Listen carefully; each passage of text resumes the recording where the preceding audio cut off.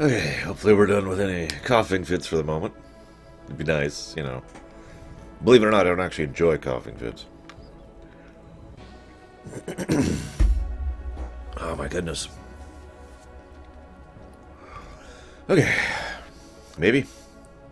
Apparently, we're live. Hi guys. What's up? Welcome to the Doctor Strange Spoilers Are Everywhere discussion. If you happen to be watching this on YouTube or VOD, this is your early warning that we're going to spoil the hell out of the movie. For example, did you know that this movie includes a character named Doctor Strange? Or how about the fact that he has an extensive problem with people not calling him Doctor Strange?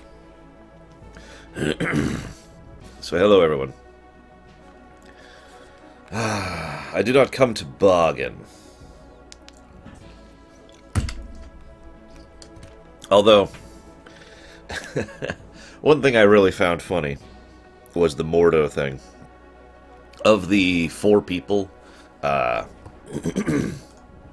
excuse me, of the four people that I went to go see the movie with, none of them knew who Mordo was. So I was the only one who was watching it and going, like, the moment they introduced him, I'm like,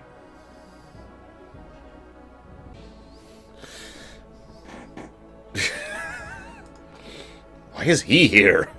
Why is he like this? For those of you not aware, Mordo is probably the most archetypal, you know, the villain of Doctor Strange. You know, most heroes have like the one villain that's their top villain, like the Joker to Batman or Luther to Supes.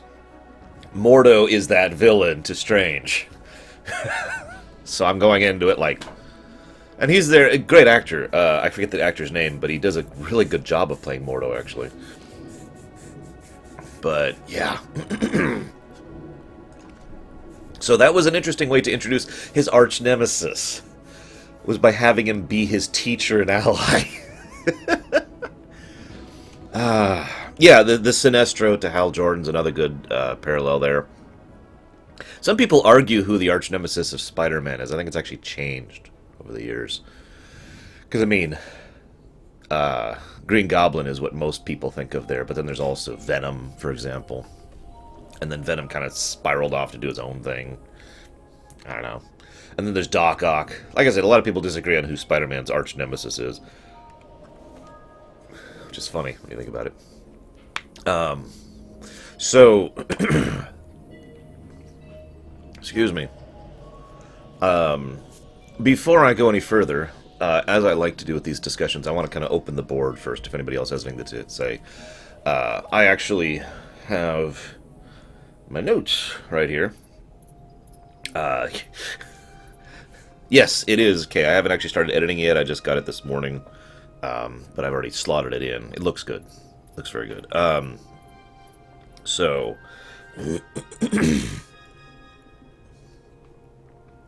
Excuse me. Why did I write that note? I gotta remember what my notes meant here. Hang on a second. I'll agree with that, Bragwin.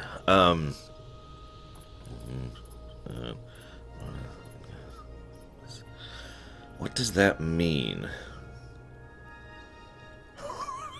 I kind of jotted these down really quickly after the movie ended, because I wasn't in the middle of the movie theater going top, top, top, top, top, like a complete dick.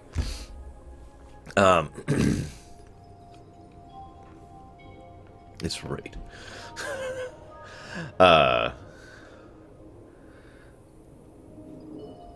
That's actually interesting, because I think Strange... I don't think Strange is a mutant, in this mutant sense of the word, since Strange has always been using the mystical, the magical, sha-la-la-la-la. None of you are going to get that reference. He is registered as a cape. I believe they call them metahumans in the Marvel verse. I'm not actually sure, though. Alright, see you around, Volcanto. And hello, Erwan. Excuse me. What I think about the lead into Thor Ragnarok, it's perfectly logical. Oh, that's what that note means! Thank you, Darkrai. I'll add Thor to this note. So now I know what that note means. Well, I just call them capes. I've always called them capes. Anytime I refer to any superhero or metahuman or someone with greater potential or access or resources or superpowers, they're a cape. I don't even know where I got that term from. Well, that's not true. I got it from my friend Pax. But he, yes, thank you. I knew I opened my tab for something, Deutsch, and I couldn't remember what. I just woke up like half an hour ago. But yeah, I just call them capes. They all have their own different concepts. They all have their own different things. The metahumans, the superhumans, the mutants, the irregulars, and all that other fun stuff. There's tons of different fires, but it's all the same thing. They're all capes. Even the primes has been described in a derogatory fashion, actually, as a fascinating setting that has been ruined by the introduction of capes into it. Inhumans, thank you. I know I was missing one there.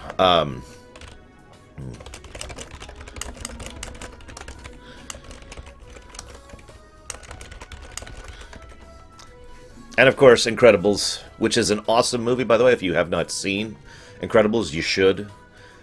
That's not a joke. That's not anything. It is a really, really good movie. It might be my favorite Pixar movie. And that's difficult for me to choose because I like a lot of Pixar movies. Anyways, how's the audio volume? Because we got just kind of a weird sort of casual music going on in the background. Actually, it shouldn't be on that song. It should be on this song. But whatever. You know, Wonder Woman would qualify as a cape.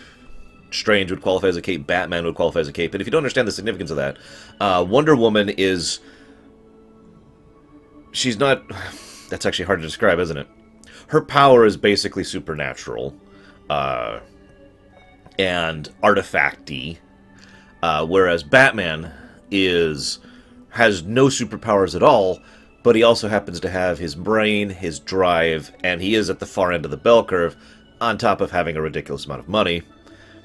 He would qualify as a cape. And Strange, who is literally a mage, also would qualify as a cape. And of course, a flat-out mutant. I mean, take your pick. We'll just use the archetypal Wolverine, who would qualify as a cape as well. Excuse me. So again, regardless of which category, they're all capes. That's why I use that term. It hits the whole gamut of higher than normal human. Is Mario a cape? That is an interesting question, actually.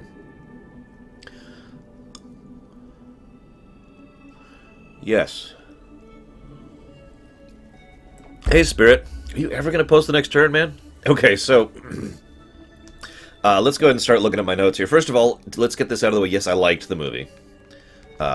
In fact, I loved the movie. So, it's an awesome movie. Sorry, throat's still recovering from that coughing fit I had earlier. These notes were just kind of jotted down in no particular order here. Technically any vampire would also qualify as a cape. Okay.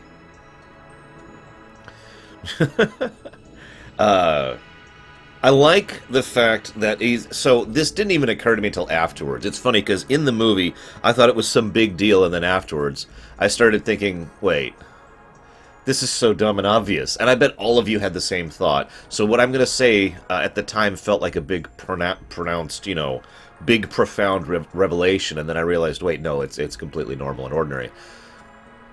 He's the Doctor. From Doctor Who. Let me explain a little bit. There is an excellent scene. So up until let me actually rewind a bit. Let me address the stupid complaint I've heard from so many people. And that complaint is the fact that this is just Iron Man 1. It's just the same movie. All they did was take Iron Man 1 and take him out of a machine and put him into a cape. I mean, duh. Now, everyone I have talked to who has seen the movie pretty adamantly disagrees with that. Any actual parallels are fairly superficial and don't really hold up any kind of weight at all. But let's go ahead and be in the interest of honesty. this movie does in many ways follow the same MCU format that most movies follow, up to a point. This is why I wanted to lead with this. You should go see it. Okay, it's a really good movie. Very violent, though. I'll get to it, Arrow. I want to build up to this first. So the first chunk of the movie is a fairly standard MCU-style origin movie. It's all pretty much up until the fight in the hospital was a fairly normal movie, okay? Excuse me. And it follows most of the similar beats that most of the origin stories do. And I'm going to talk about the origin story thing in a bit too.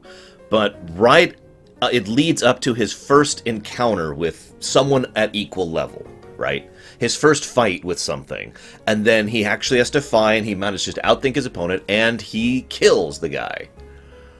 Up until that moment, all of the beats, all of the framework, the spine of the story up to that point is standard MCU.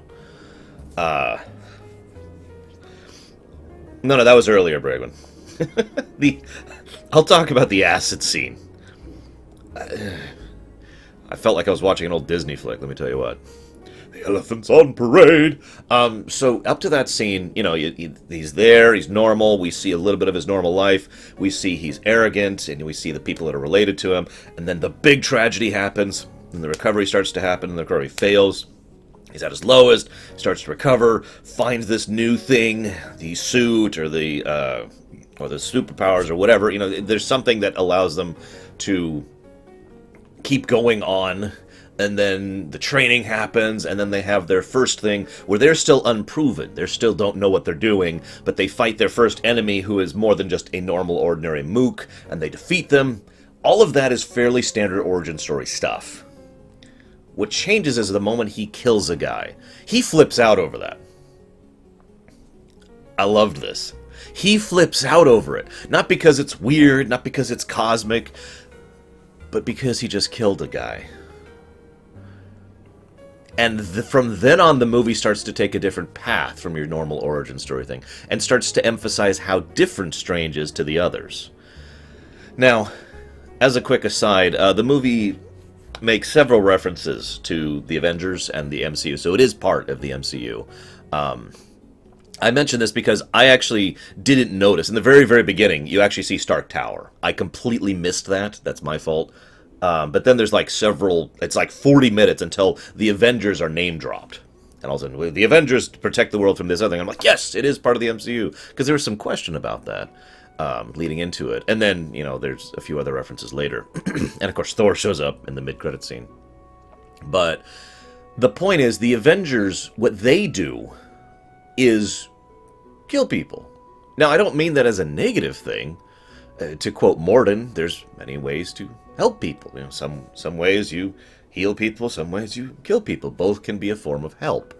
And what the Avengers do, let me make this clear, I'm on Cap's side back in the Civil War thing. I really think that the kind of oversight they wanted to do was not cool. And I think that sometimes killing enemies in a setting like that is necessary and makes a degree of sense. The credit scene actually occurs during Thor Ragnarok. We will apparently be seeing that scene in Thor Ragnarok, for a heads up on that. But anyways, so it makes sense to me that the Avengers would be the people who go and start doing the killing. That's logical.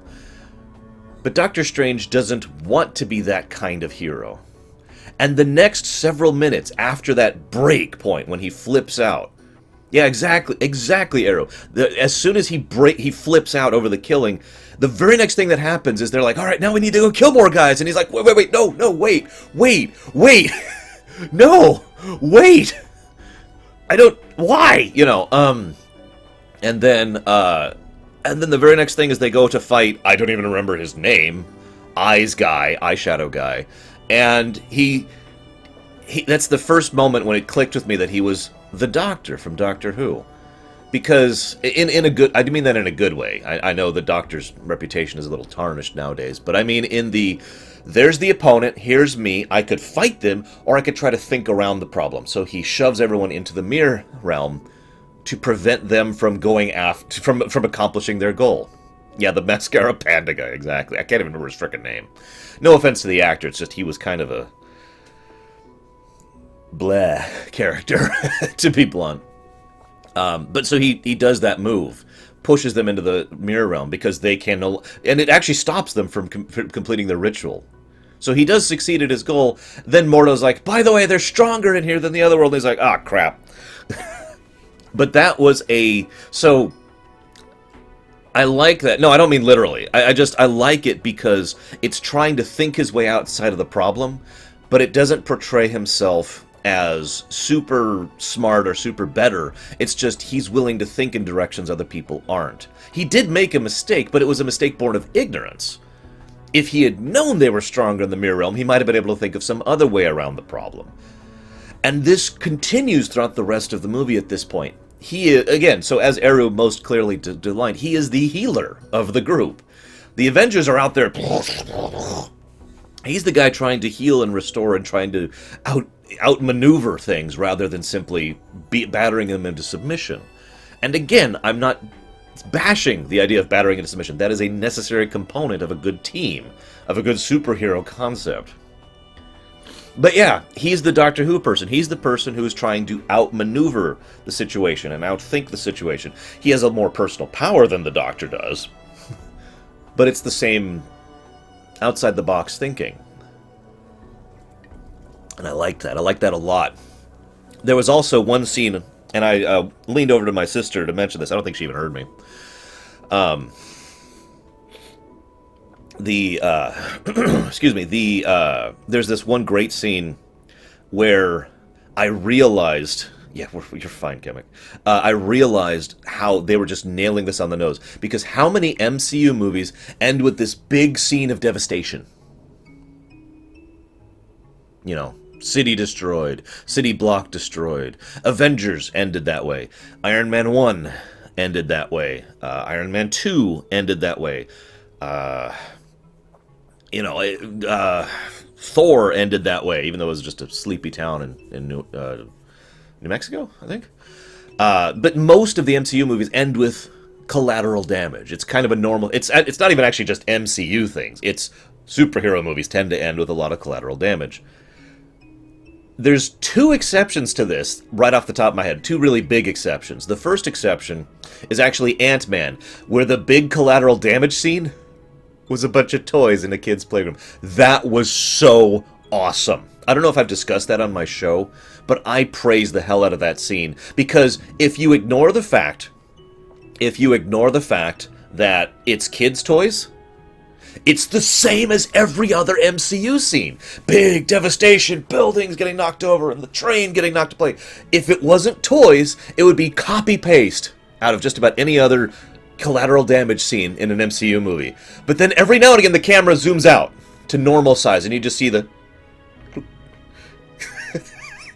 That was brilliant. So I like that Doctor Strange... Okay, so apparently I did say that. I couldn't remember if I'd mentioned that. Doctor Strange does something similar in its own venue. It shows the devastation having already happened. You know, downtown Hong Kong is already screwed. And then they still get the collateral damage scene across in reverse. Because he's healing it, he's undoing it. He's using the time rewind thing to push things back so that it never happened. I love that twist on it. Because ignoring the fact that what he's doing is basically rewinding time, the undeniable visual impression... First of all, we get the devastation. Gotta have the collateral damage scene. Gotta have the FX people making their money. But second of all, we get the visual impression of him literally healing the city. And so, as I said, I leaned over to my sister and said, and that right there is what the Avengers cannot do. That was a great action scene. I loved it.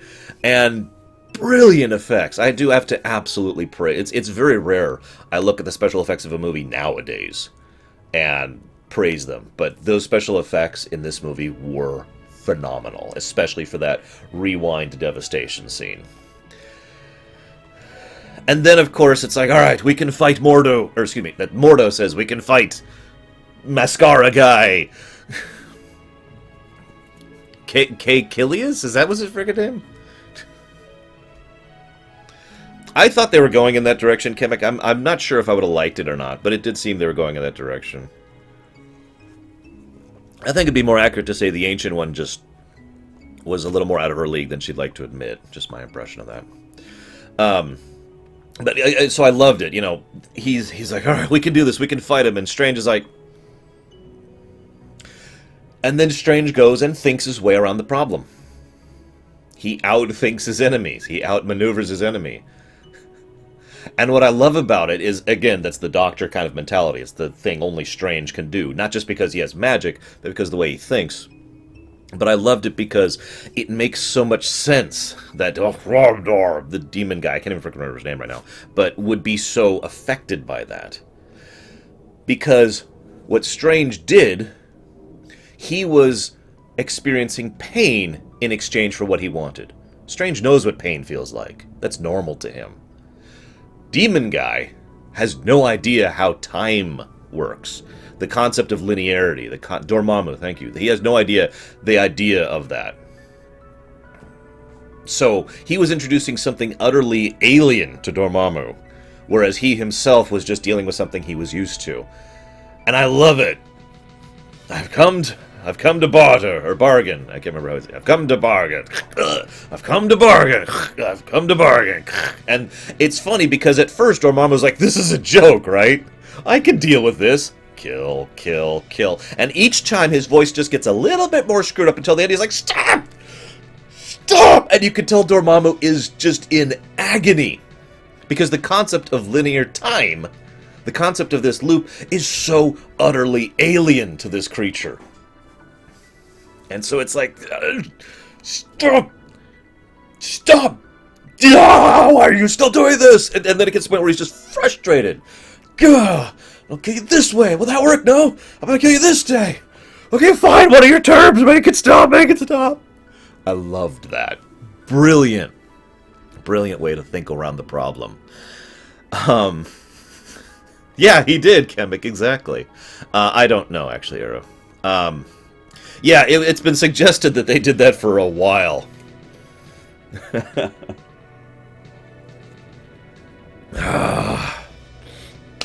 I also, for those of you not aware, it was actually Benedict Cumberbatch along with someone else doing the voice of Dormammu and doing the facial animation capture for Dormammu. I only mention this because that was something they did on purpose. The idea they were trying to get across was that Dormammu was so alien that it had to represent itself by mirroring whoever he's talking to. So because he's talking to Strange, he appears as Strange. Makes sense. I actually thought that was kind of nice. So that was awesome. Let me look at my notes here. What else we got here?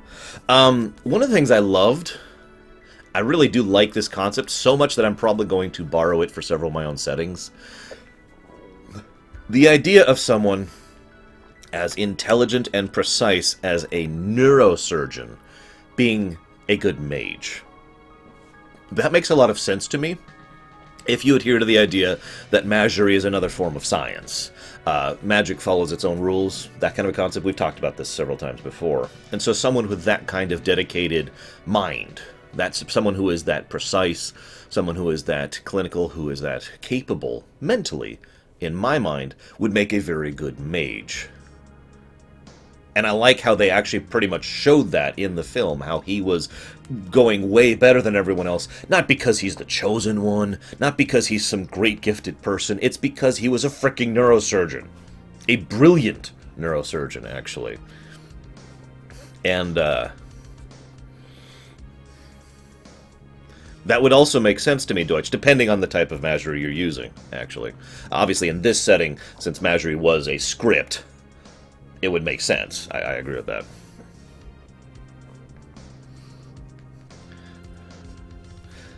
It's funny, Spirit, because it sounds like you're agreeing with me, despite the fact that you're saying you're disagreeing with me. Because he was capable, as soon as... It took him forever to actually get the concept of using using magic. It took him forever to get over that hurdle. And that makes sense. He's a neurosurgeon. But once he understood it, once he could start using it, he started using it on levels that other people not only hadn't even occurred to them, but far more precisely than other people would. Again, he's the one who figured out how to use the physical to affect the ethereal to kill that guy in the hospital. I mean, you noticed that, right? He's a problem solver. He's a critical thinker. So I just like that presentation. I don't actually have much else to add to that. I just thought that was a cool thing. What else are on my notes? Yeah, I mentioned the Doctor Who thing. Very funny movie. I was laughing a lot during this movie. There were a lot of really, really genuinely good jokes. Because, yeah. I can't even name like a specific joke that really made me just go, wah!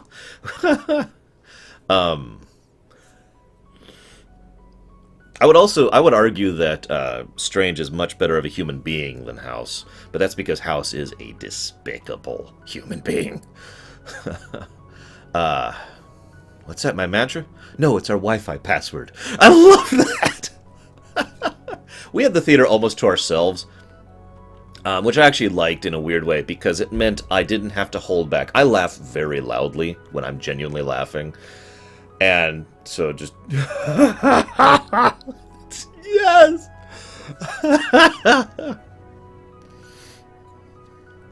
Yeah, it's ice. That's a good parallel there. Yeah, there were a lot of really good scenes. I also, one thing, there's a lot of little subtle touches in the movie. Oh, nice, Kemek. Yeah, I was gonna say, I like it when the theater's full or the theater's empty, because in both situations I can enjoy it without having to restrain myself and be all, constrained. Because in the full case, I could just, yeah, and everyone could all laugh with me because they're all getting it too. And in the constraint, in the empty theater, I can laugh because I'm not bothering anyone. I also tend to get jokes before other people. I think I've talked about this before. It always makes me feel really self-conscious when I start laughing, and then I realize I'm the only person laughing in the whole theater, and I go quiet, and then about 5 seconds later, everyone else starts laughing as the joke is fully realized. So I get really self-conscious about that. There was a specific thing I was going to reference. The street, the woman, the love interest. Let me just go ahead and say, so for those of you not aware, the original writers, the original authors of this movie had her be a completely stereotypical love interest, okay? And I really like that someone went in, I can't remember who, I found this out, but I can't remember who right now. Someone went in and said, whoa, whoa, whoa, whoa, whoa, whoa, whoa, change that.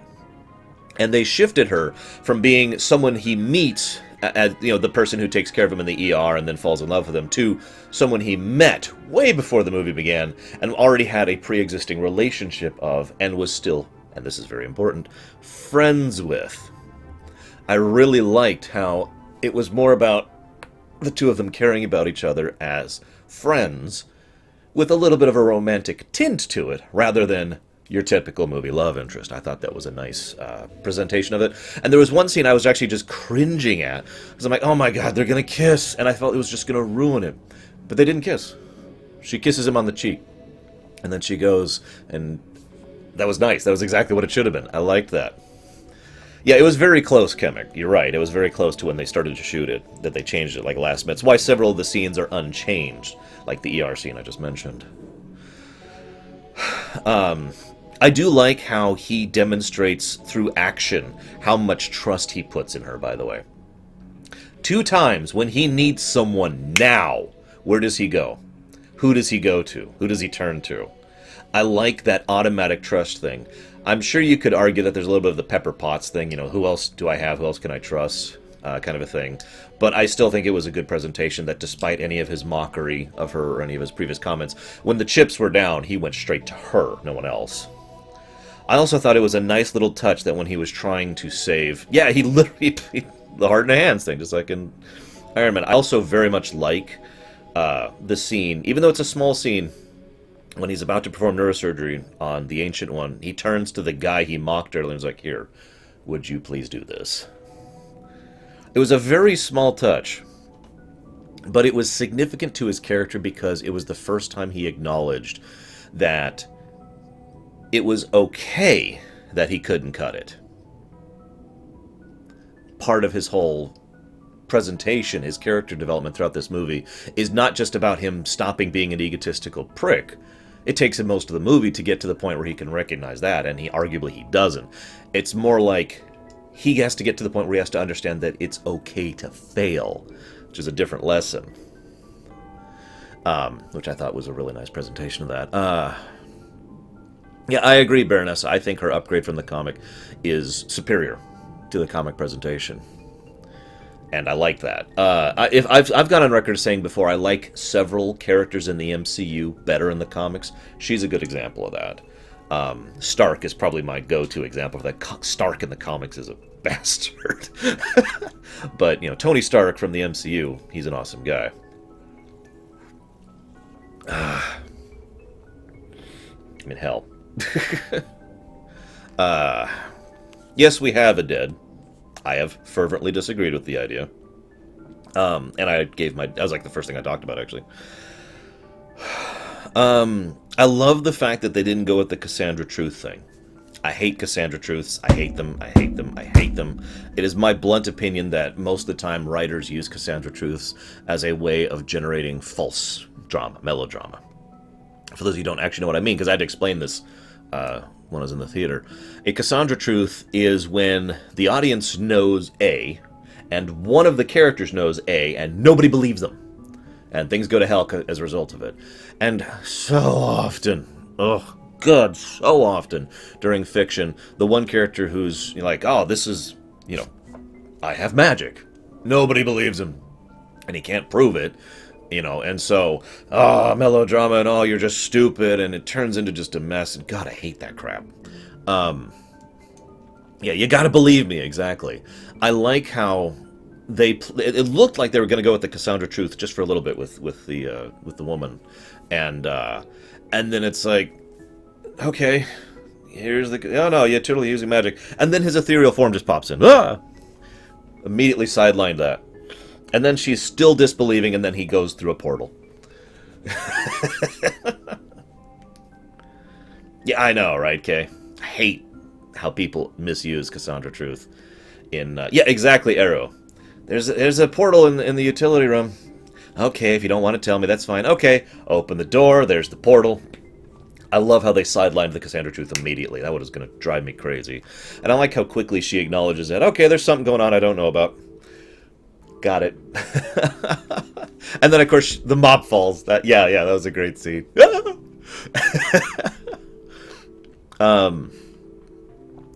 Origin story. I want to talk about origin stories. So, as I mentioned earlier, kind of related to what Aded just mentioned, the origin story part of the story, right up until the hospital battle, is a fairly typical spine of a standard MCU origin story movie. And I do want to say that... yeah, me too, Sejuk. That origin stories are a weird thing. One of the most common complaints I hear about modern Batman and Spider-Man movies, I'm going to call those two out specifically, is, I actually did too, Darkrai. I actually, how do I put this? I know, right? I did. Trying to think how best to put this. Okay. I get that we're all tired of seeing the Waynes die, because we've seen it 1,000 times. I get that we're all tired of seeing, with great power comes great responsibility, because we've seen it 1,000 times before. I think, though, that too many people look at the origin story thing, and basically they look at the origin story and they say, well, this is unnecessary, because these two works over here, and again, I point to Batman and Spider-Man because we've seen more of their origin story in movies than anything else. And it's like, why do we have to see this again to all origin stories? But I don't think that's fair. And I'm going to use a specific example, this is just my opinion, of course, of why I think an origin story is a significant part of a movie, a superhero movie. You ready for this? Captain America. The first Avenger, the first Captain America movie, Cap 1. That movie spent as much time, if not more, on Steve Rogers than it did on Captain America. And that's one of the things I love most, actually, about that movie. It was all about the person and then he puts on the cape. So we have the establishment, we have the buildup, we have the investment and interest to care about this person under the mask, if you will. What, Deutsch? And I do like that. I think that helps to add to the overall enjoyment of a film. I think it is necessary to see Stark's origin story. I think it is necessary to see Thor's origin story. I think it is necessary to see Doctor Strange's origin story. And I notice as we're going through this that we spend a fairly large period of time on Strange rather than the magician Strange. I know he doesn't change his name, but you get my point. We see a lot of time. We see a lot of time with the neurosurgeon, a fairly large chunk of the movie, before he becomes the mage. And I like that, and I think that's why origin stories should not be automatically discounted.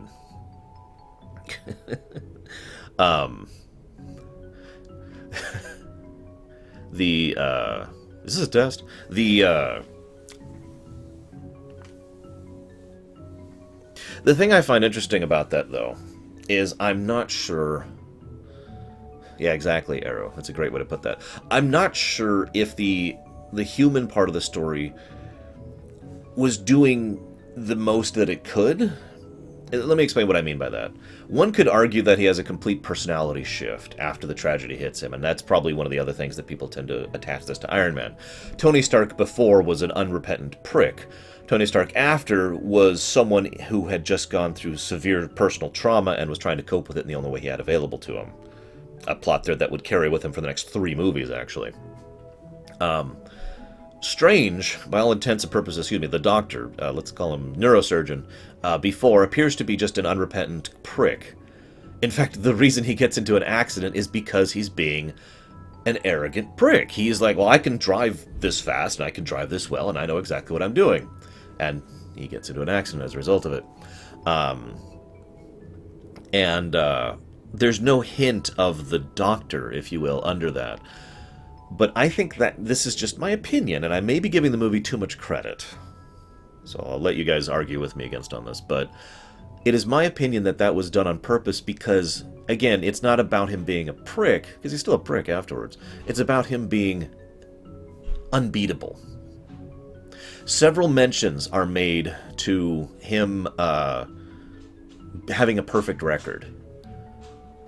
Also, in addition to that, several mentions are made of the fact that the only reason he has a perfect... at least 2 mentions of this are made.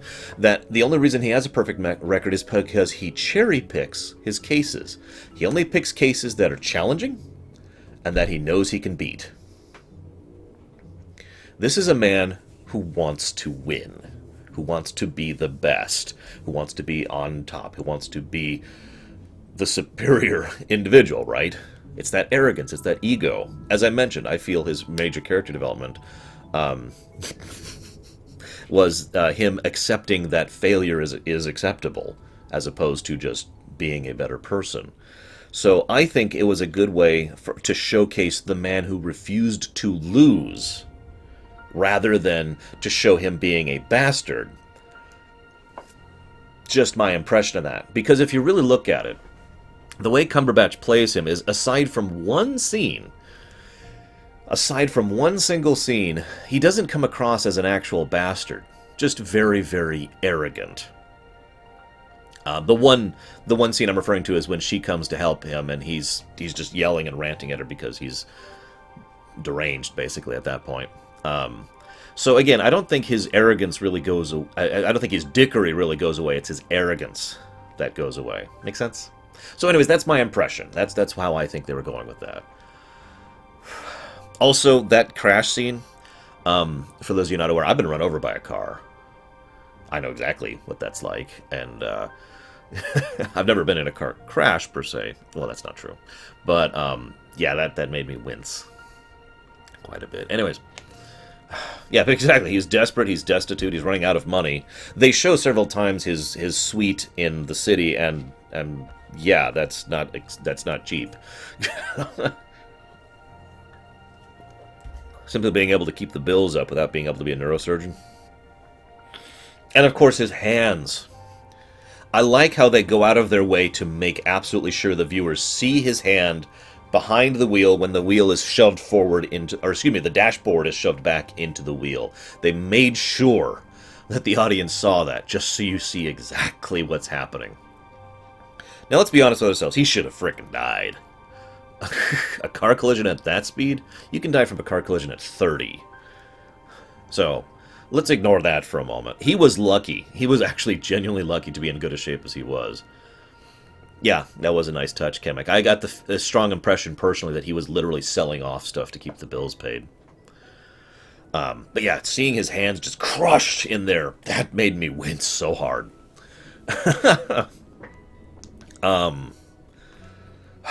Let's see.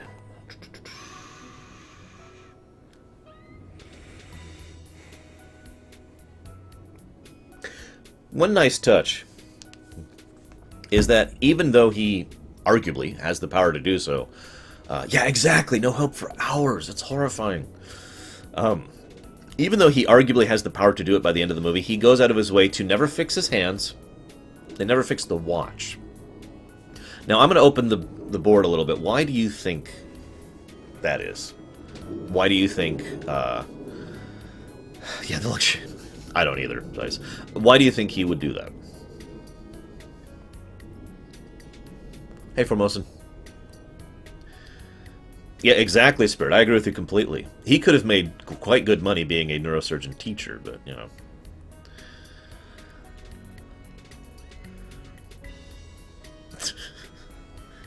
Yeah, a gold Rolex is worth a stupid amount of money.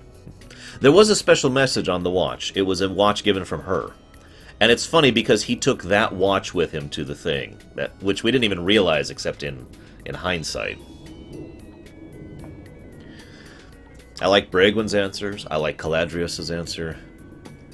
Whoop, whoop, whoop. See you around, Formosan. We'll be back with Tyranny in a bit. I don't know, Kemek. Possible. I thought they were going to do that in this movie, but they didn't really seem to, since they actually they actually went out of their way in this movie to call out the fact that you don't need steady hands to do it, because they had a person come out who has no hand, and he was still able to do it. So, they went out of their way to say that you don't need steady hands to do the measuring.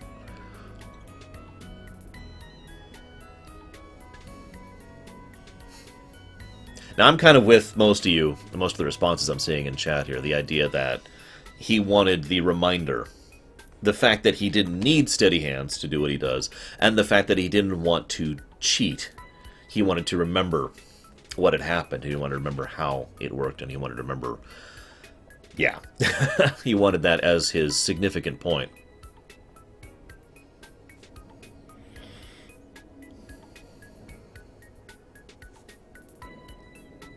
And yeah, as Permia says as well.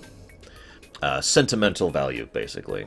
And possibly as a ways to help him steady himself. Remember, again, the main character arc he goes through is humility. And so it is logical to me that he would keep hold of something that would remind him to be humble. By the way, I just got to take a slight aside here and mention that the Thor scene was freaking awesome. Tea? Ah, yes, thank you, but I don't actually care for tea, and it's a mug of ale. Just Thor's expression. I mean, Thor knows magic, so he's just like, okay. Glug, glug, and it starts to refill. Loved that. I really did. This is actually from Sonic Colors, if anybody's curious. But yeah, the beer just... Okay. Specifically, this is the song for Planet Wisp. This is actually one of my variances of Planet Wisp. Yes, an infinite mug of ale. Didn't Acquisitions Incorporated do that?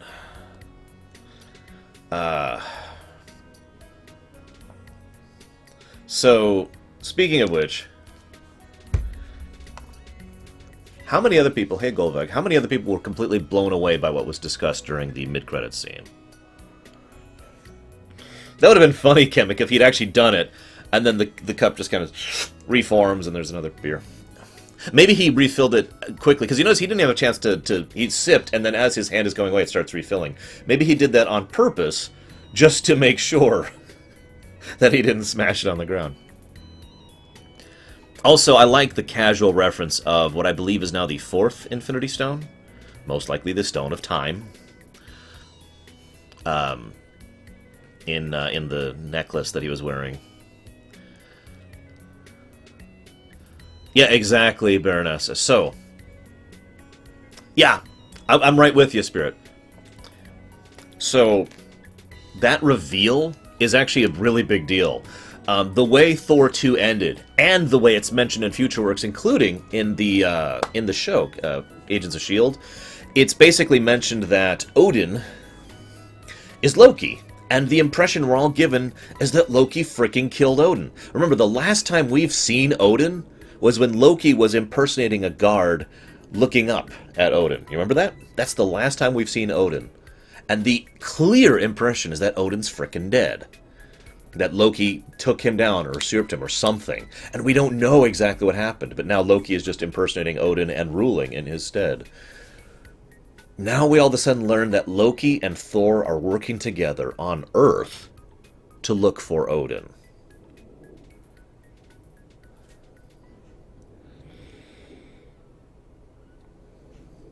Think about that.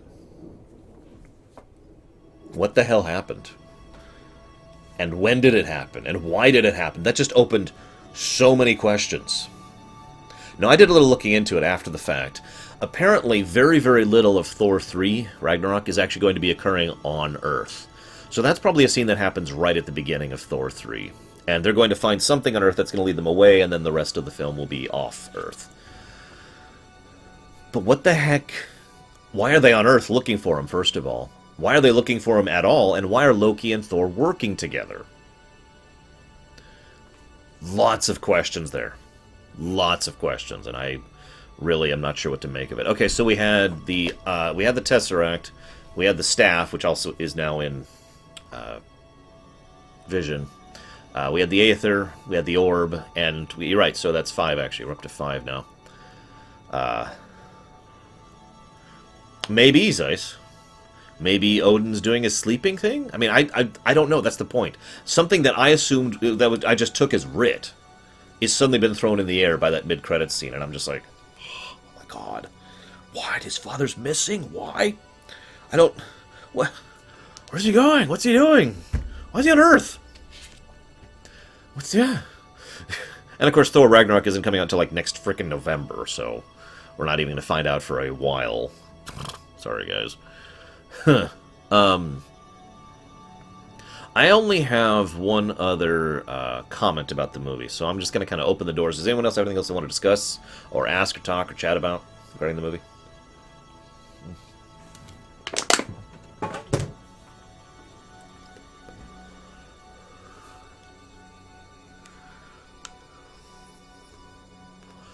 You know, I'm not sure, Meatfist.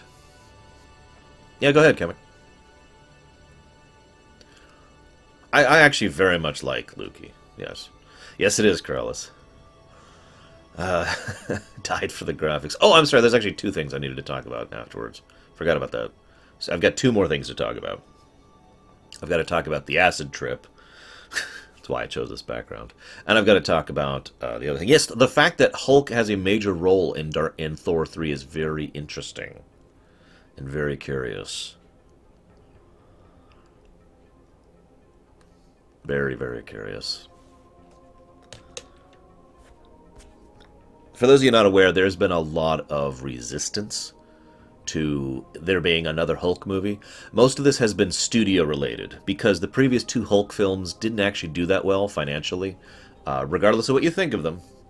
I'm not here to judge, but from the studio perspective, the previous 2 Hulk films just didn't do that well. And so there's been a lot of resistance to doing another Hulk film.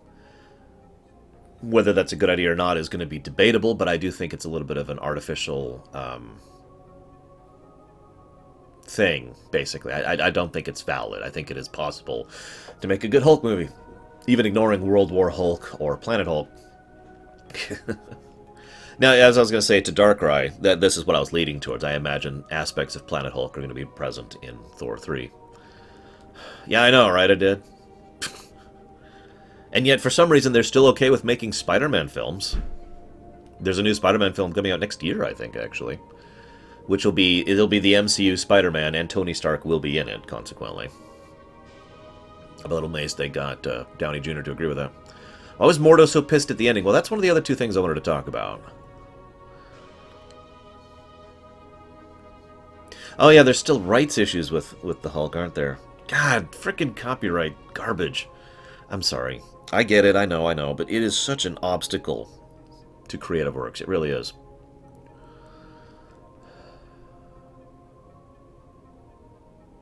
That's right, Guardians 2 is also coming out next year, which I'm pretty looking forward to. I know nothing about it, and I don't care. It's Guardians 2. Sold.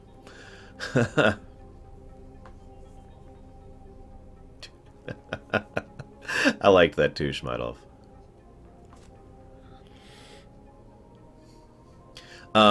Let's talk about the acid trip scene really quick. So let's just go ahead and call it for what it is. Acid trip. It was such an acid trip. It was literally like the FX directors just took acid and then designed the scenes. I'm talking about the one very early in the middle when the Ancient One sends Strange hurtling through the multiverse. Now let me just go ahead and say that I think the whole idea of infinite multiverses and infinite dimensions is stupid. That's just my opinion.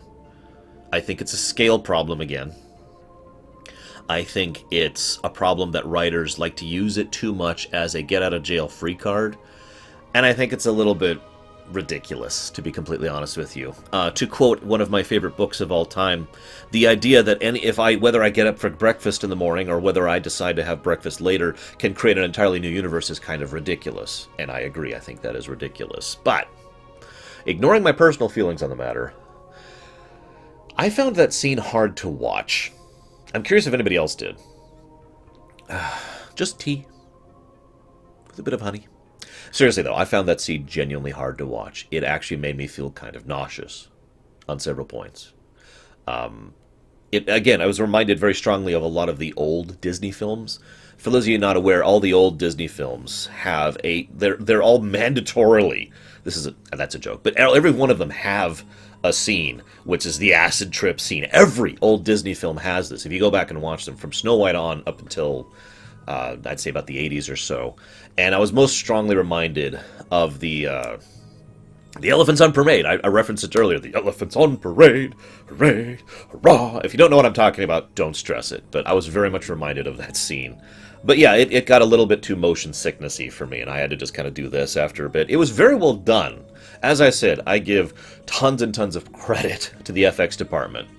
But it was just a little bit too much for me. So I was just like, alright. And I felt like it went on just a little bit too long.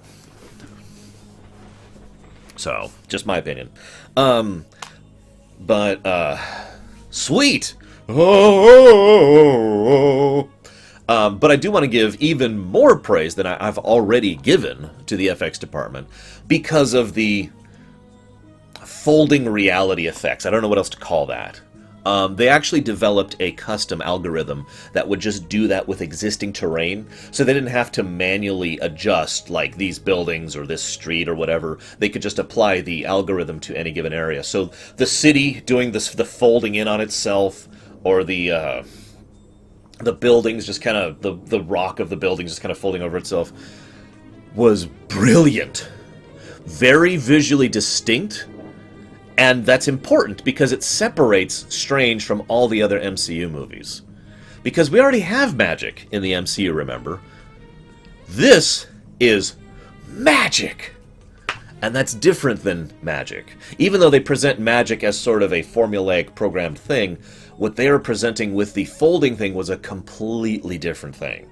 And it showed, and it was nice. It was brilliant, very well designed, very well done. There's several scenes where they pulled some actual camera tricks I thought was brilliant. Like the scene where he's running to the thing, and he's basically running in place because the ground is moving on under him, you know? That kind of a thing.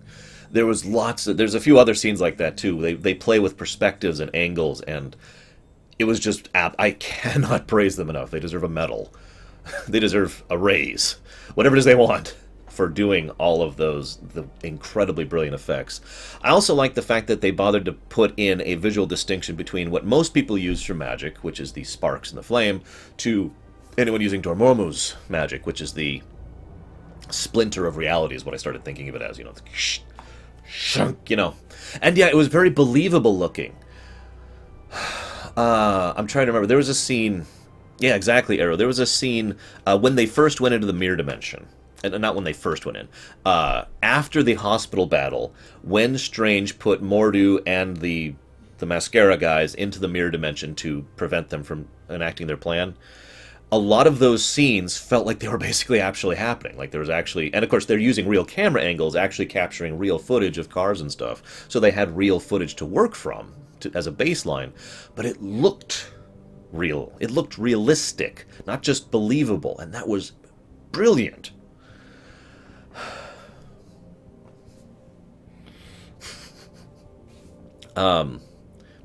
Yeah, I don't have anything else to add to that. I just thought it was very, very, very nicely done. I'm not actually sure, Golvag. I was not able to look into that one. It wouldn't surprise me. I mean, I'm sure that set still exists. There's one other FX in particular I wanted to praise. I'm trying to remember what it was. Other than the reverse destruction scene, which was absolutely gorgeous. Oh my god. Yeah, exactly, Arrow. The last movie I saw that I really praised the graphical effects on, can anyone guess? Because there's a specific one. I know, Baronessa. It pretty much flat out says, here's your infinite life. Enjoy. Ooh, that was messed up. They're definitely similar, I think, Chemic, but I don't think that anybody calling that a cop out or saying that it's aping it needs to be punched. Not Civil War, not Lord of the Rings, not Star Wars. Some good guesses. All three of those I did enjoy the effects of, but no, the last effects really blew me away. I'll just go ahead and tell you. It's mostly about the design more than the effects themselves. Is Thor 1. Does anyone remember the beginning of Thor 1? I'll go ahead and just tell you it. The beginning of Thor 1 is you zooming in on a galaxy and then slowly realizing it's an island and then slowly realizing it's a city. Do you remember that? And that whole presentation of this realm that's just one step away from normal. You remember that? Yeah, the presentation of Asgard and the way that they did a lot of the effects there was genuinely just wow. Very, very, very well done stuff. And again, that's a little bit more about design than it is about the quality of the effects, but it still blew me away. Although I suppose, in hindsight, the Yorktown was absolutely gorgeous as well. I'd show it to you, but I'd be in danger of copywrong stuff. I do actually have a local copy of Thor 1, and I could just put up in the background, but I don't want people to come after me with sticks. But trust me, it's very gorgeous looking. So look, the effects are awesome. Let's just summarize. Let's talk about Mordo, shall we? So again, I know who Mordo was walking into the film, and walking in, usually there's two questions I try to spoil for myself: who the actors are playing and who the main villain of the work is. And so when I walked in to this movie, I knew that, I can't remember the actor's name, was playing Mordo. So it was my logical assumption that Mordo was the main villain, and that makes sense. He's the arch nemesis. I mean, we talked about this. It's the same reason Green Goblin was the arch nemesis in Spider-Man 1. It's the same reason the Batman one back in the older days. Hang on a second.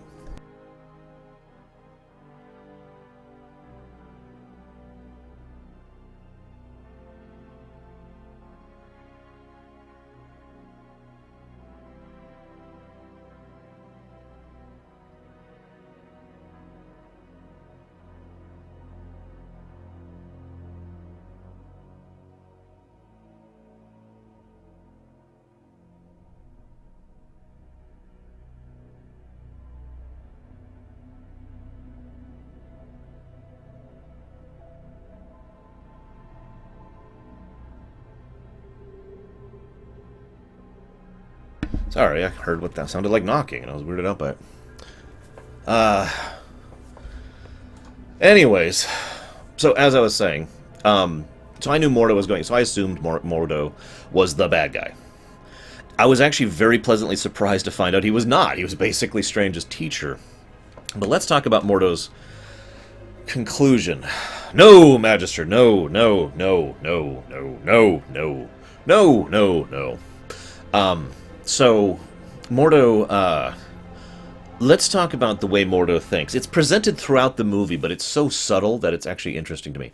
Mordo is extremely linear in his thought process. Now, this makes sense for two reasons. One, it helps to inform his eventual fall into, being a villain.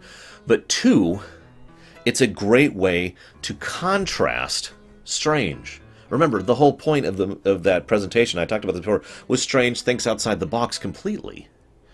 Mordo is the exact opposite. He is very in the box. This is the only way to do things. Remember, Mordo's the gentleman who... Yeah, exactly, did. He's the gentleman who thinks that the only way out of a problem is to punch your way out of it. Now, I don't mean literally punch, but the same general equivalence, just with magic. Indeed, even by the end of the film, when he has turned villain, what is his solution? He doesn't think of a way to, balance out magic. He doesn't think of a way to reduce the amount of magic's influence on the world or to separate things. No. He brute forces his way through the situation and literally steals the magic from, I can't remember his name, the guy who was healing his own paralysis constantly with Majorie. And I like that. But it makes sense, again, that he would go down that path. He is completely wigged out by the Ancient One's betrayal. And I want to stress that even though the audience is allowed to question whether or not she betrayed us or not, up until her death scene, I think it's pretty clear in that scene that she was no betrayer, Mordo took that really hard. Because at that point, something that he had considered linear was revealed to not be, and he doesn't know how to think of nonlinear things. So he adjusts things into his own mindset. This is right. Following the laws, following the rule, natural rule is right. Doing anything else is wrong. And he has that mentality in mind when he goes up against Panda Face. That's why he just says, come on, the three of us can take him, rather than let's go undo, the problem. And of course, when Strange thinks outside the box, and I need to talk about that just a little bit too, he immediately sees someone else breaking the rules. So he bows out. And I like that. I like that a lot. It's a great way for Mordo to segue into being a villain. And makes a lot of sense to me.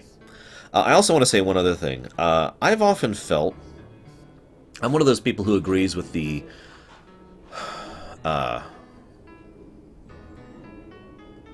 What Infernal?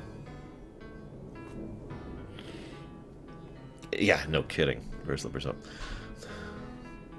The bill always comes. Yeah, it's like... Come on, Mordo. But I do... let me go ahead and say something. So, I've always belonged to a school of writing that agrees with the idea of slowly bringing things down to a more believable level. I most often credit this to Tolkien and The Lord of the Rings. I'm sure he's not the originator of this. But for those of you not familiar with the... not that I'm aware of Golvag, just his rewinding of time thing. For those of you not aware of how The Lord of the Rings works as a setting perspective, so back in the old days, before the First Age, everything was like super amazingly powerful. I mean, gods and beasts and all this stuff. And then there was the First Age where everything was super amazingly powerful, just a little bit less so. Ungoliath, or whatever her frickin' name was, the original Spider Queen, and the dragon that was the size of more than a mountain, and stuff like that, right? And then with each progressive age, things have gotten more down to earth. The reason to do this from a writing perspective is to still have a degree of scope and scale to your setting, but to bring things so that you can have a more relatable character deal with problems in the modern era. In other words, you can have... Like you could do a story set in the First Age, but if you do a story set in the First Age, yeah, where Ungoliant and Kluggagon, the dragon, are enemies, you're going to have heroes of amazing stature to deal with those. And again, you need to have... if you want to have your main characters be believable or down-to-earth or humble, they need to be able to deal with stuff that's at about their power level or just above it. I'm sorry, but Aragorn or Bilbo or any of those would melt in the first age. They have no capacity to fight on that level. And that's kind of the point. Now, as people are pointing out in chat, there are other reasons to do the dumbing down of power over age's concept. The idea that evil defeats itself, and so that evil eventually breaks itself down until the point where it's much lesser. And there's some other concepts that use this as well. Now, I believe that a lot of authors do this just because Tolkien did it, without an understanding of why he did it. But the reason I'm bringing this up with regards to Doctor Strange is one of the things I've always agreed with from a writer's perspective is you start off by getting rid of the big pieces. Not only does it make it a good way to introduce yourself to the character, but now, with the Queen removed from the board, it's a lot easier to deal with the rooks, and the knights, and the pawns. Make sense? Primus does this, actually. Most of the major players on the board of Primus have been removed from the board. It's at the point now where the people who are wandering around at this point are much, much lower scale than anyone who's come before. And, again, very much done on purpose, because I wanted the players to be able to actually interact on a personal, human, well, elven, whatever, level with their world, and actually have an impact on it. If I had things like... I mean, Gerlin was pretty big. But being 100% blunt, this is kind of spoilers, Gerlin was a tool of something, or he used to be a tool of something much bigger than him that has since been removed from the board. And if those players were still in effect, then, I mean, my PCs would be wandering around like ants amongst elephants, which is not what I wanted. So I like, the way this relates to Strange is I like that they got rid of Dormammu pretty much right off the bat. The door is open just a little bit if they ever want to bring him back. I hope they don't. But they have removed arguably one of the biggest players from the setting, especially as presented in the movie, from the board entirely. Dormammu is now out of the picture, and he's not coming back. Hey, Takoida. And I like that. It went after the biggest guy first, removed him from the picture, and now he's going to deal with stuff that's a little bit more downscale and allows for more human tales and etc. And again, this tale wouldn't have been nearly as human if it wasn't so focused on the person, which goes back to that origin story thing I mentioned earlier. So, yeah. And yes, I think... let me actually really think about that, but I'm almost positive there are no silver mages left walking around in Primus. Well, it's funny, because Dormammu and his presentation in the comics has varied significantly over the years. But he's always been a fairly large player, fairly high scale.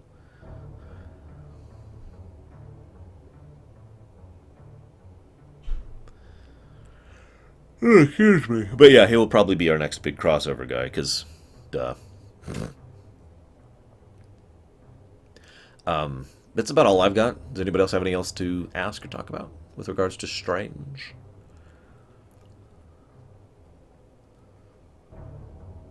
Silence.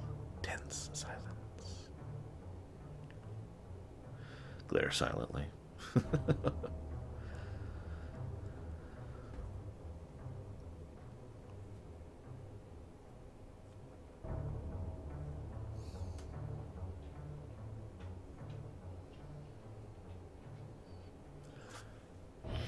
In the comics, yes, Spirit.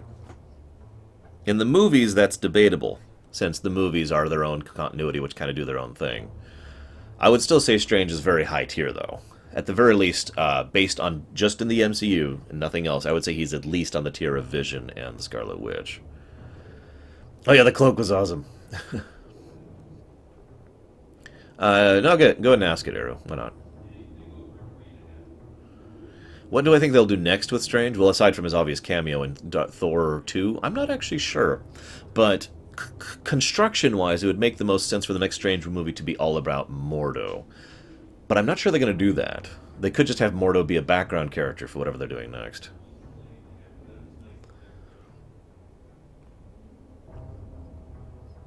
I agree, Kamek. I don't want Dormammu to come back, personally. Hey, blood brother.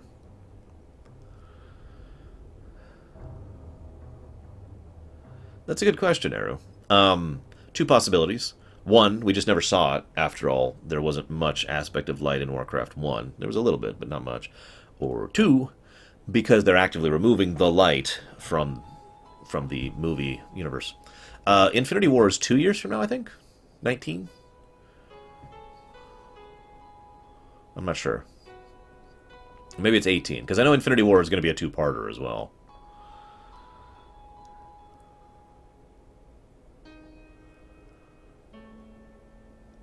Yeah, he's the Infinity Stone. Yeah, he's going to lose that to Thanos, or Thanos if you prefer. I am very curious where they're going to introduce the final stone. Because they've got a lot of options. They could put it up in the new Spider-Man movie, they could put it up in the new Thor movie, they could put it up in the new Guardians movie. All of those are coming out. Mr. Doctor. Yes, it was good, Blood Brother. I recommend it.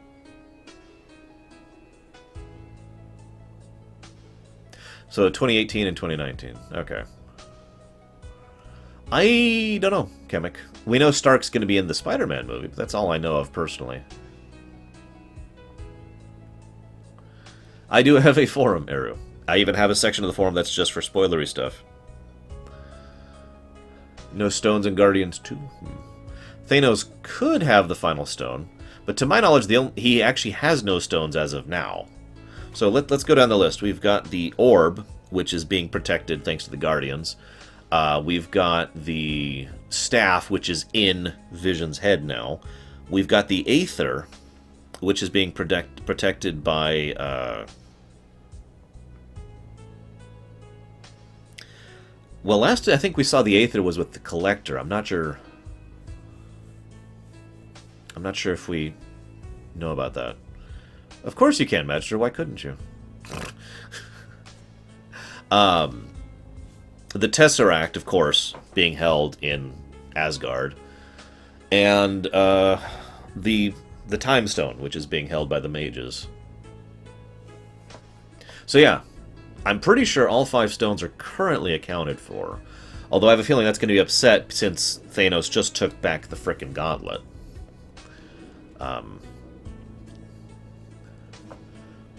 I hope they don't kill and resurrect Arrow. I really do. That would kind of feel cheap.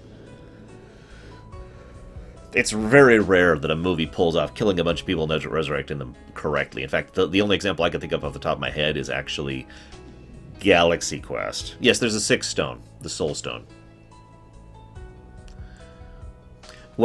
You guys are misunderstanding me. All 5 stones we've seen, pay attention to my words, have been accounted for and are not currently in the possession of Thanos. That's what the question was. So the location and possession of the Soul Stone is currently unknown. Thanos could have it, or it could be presented in one of the upcoming movies. I don't know. The only thing we know for a certainty is Thanos has finally gotten tired of working through other people and has gone and taken the gauntlet for himself. It's about all we know on that front.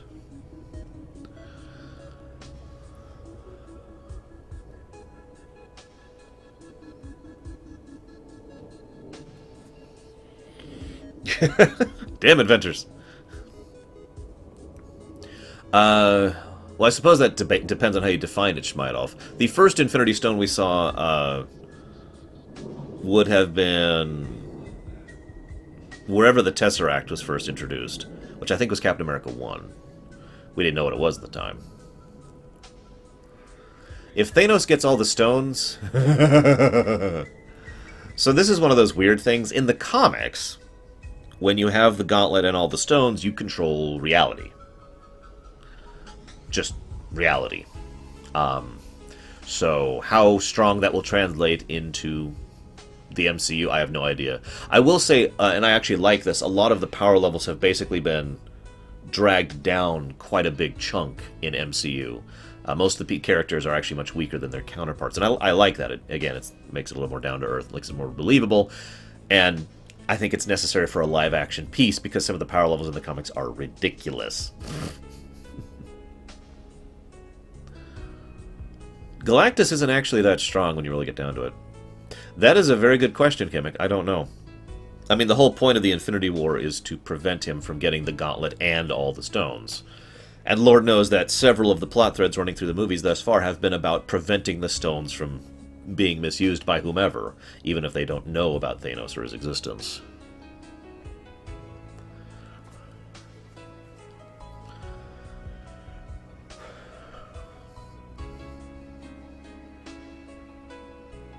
Let's not go into tribunal. I wonder if they'll ever add the Watcher. Yes, I know he has the gauntlet now. I'm well aware.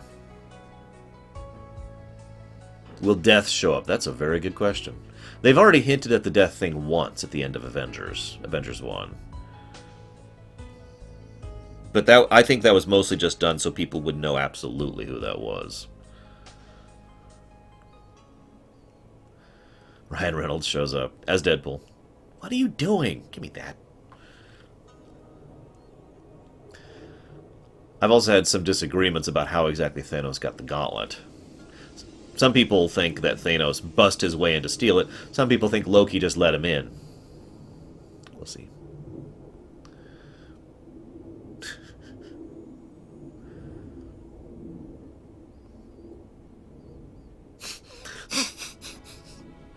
Deadpool's girlfriend is Death. That's debatable, Nero says. Thanos is one of the highest tier villains in the comics. Not the highest, but he's up there. He's usually one of the big bads when you think about that when it comes to the Marvel comics. We haven't really seen any indication of Thanos' power in the movies at all. So I have absolutely no idea how strong Thanos is in the MCU. Really, I don't. Squirrel Girl. Oh my god. I'm not sure, Blood Brother. I think it depends on how they present him. Because while Thanos is certainly strong in the comics, the stories I remember enjoying most of him are him being more of a manipulator than a doer. But then again, I mean, that they've already kind of done that. He has refused to step up and do things for himself up until he finally grabs the gauntlet and says, fine, I'll do it myself. Like he's irritated that he has to actually get out of his chair, basically. So we'll see. See, I've heard that opinion before, Corrales. Let me think about that. So, in Captain America 1, we had a fairly pedestrian portrayal by Hugo Weaving of Red Skull. So I'll agree that was kind of in Captain America 2, the villain was an organization, and I thought it was brilliantly done. There was no real central villain per se of Cap 2, other than... oh god, I can't think of the actor's name all of a sudden. The guy who played the head of S.H.I.E.L.D. Let's see. In Thor 1, we had Loki, who was awesome. In Thor 2, we had a very pathetic villain. Probably the most disappointing one for me. Iron Man 1 had, in my opinion, a very good villain. Iron Man 2 had a kind of a pathetic villain. Iron Man 3 is very controversial. I'm actually not even going to share my opinion on that because of how much flack I get for it. Then we had Avengers, Loki. Avengers 2, Ultron, and Ultron was really, really good, in my opinion. So far, I think we're about half and half. Just my opinion, of course, as we're going through here. About half the villains are, and half the villains are, yeah. Although it's worth noting that I think there's 3 villains. 3 of the movies so far have had Loki as a frickin' villain. Well, I mean... So I don't know. I don't know how they'll do Thanos. I really don't. I'm very curious. Because, again, we haven't really seen, like, anything about him. Really. Just implications, background character. I will bathe the starways with your blood, you know. Yellow Jacket, I liked his presentation, actually. Not because... Basically because he was just kind of a... It was clear that this was a character who was genuinely mentally unstable. Not just normal, insane, or crazy. This was someone whose mind just didn't work right, you know. So I kind of liked Yellow Jacket's presentation. And of course, Zemo was awesome. Zemo was frickety awesome. Jared Leto's Joker? What does that have to do with the MCU? Also, he wasn't the villain of that movie.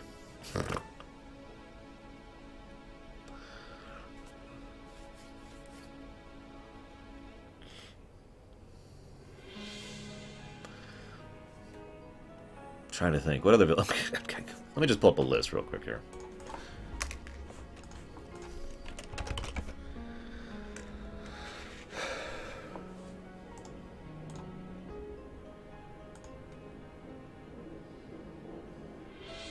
There it is. Knew I could find the timeline if I just looked for a quick, which I did. Okay, so here we go. We've got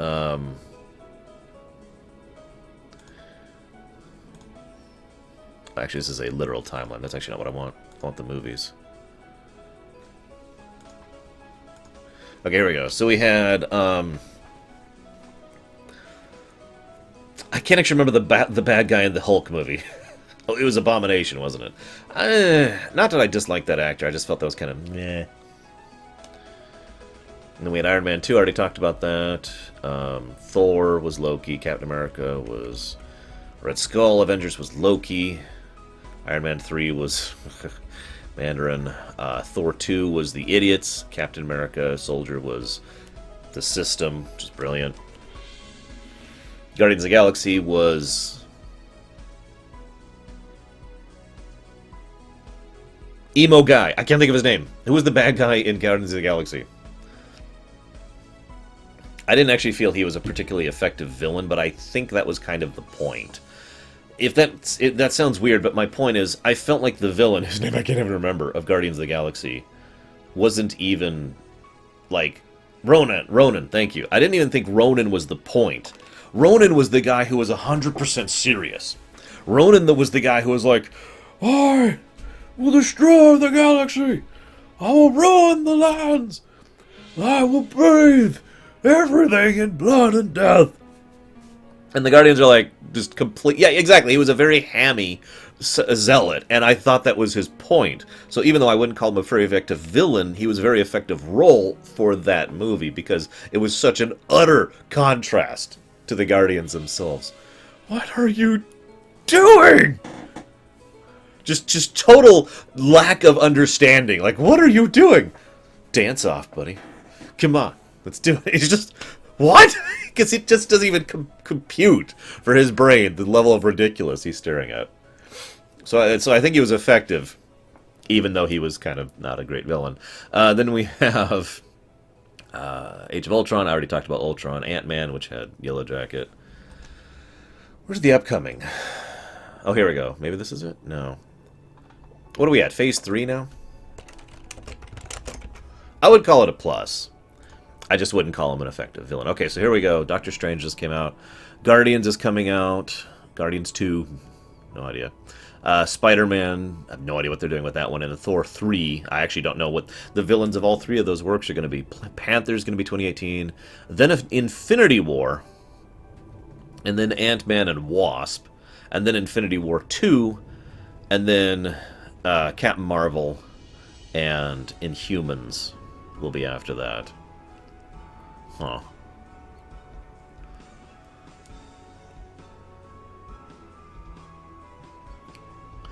Does anybody know what they're doing for those? I mean, because God Almighty, I want that Spider-Man movie to be good. It'd be nice to have a good Spider-Man movie again.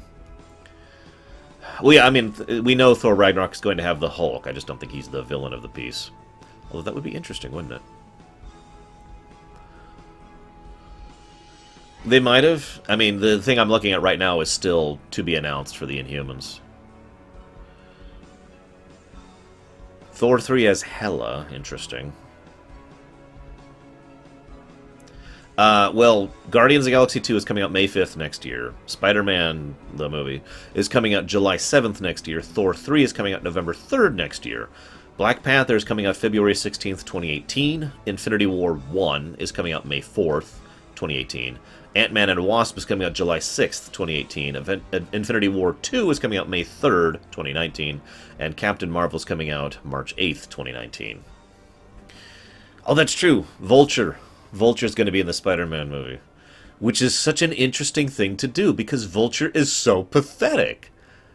I'm very much looking forward to what they do with that. I mean, really. Vulture is so pathetic. So I stopped watching Agents of S.H.I.E.L.D., so I don't know who that is, Magister. Sorry. And yeah, Jeff Goldblum's character. I'm curious about that one. I'm not sure what to make of that, though. It's funny you say that, Lord of Mordor. I actually talk about that during my Assassin's Creed Rogue rumination.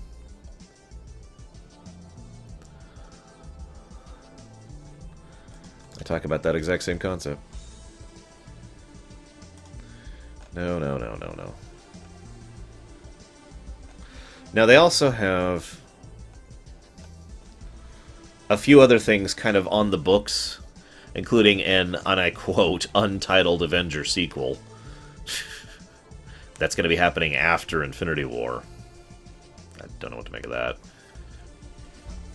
Yeah, Kurt Russell is playing his dad. I'm actually kind of disappointed by that. Because, I, along with many other people, thought it was Blue-Skinned Guy. But whatever, where's my calendar? Well, it's way over there, isn't it? It's sometime in December, Lurker. I forget when.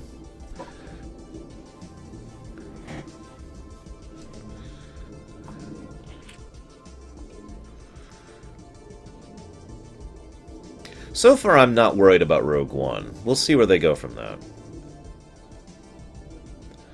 And then, of course, we got Daredevil, Jessica Jones. Is that still going? I don't know. Looks like there's no second season planned. Daredevil, Jessica Jones, Luke Cage. Is that still going? Iron Fist. I don't even know what that is. The Defenders and The Punisher.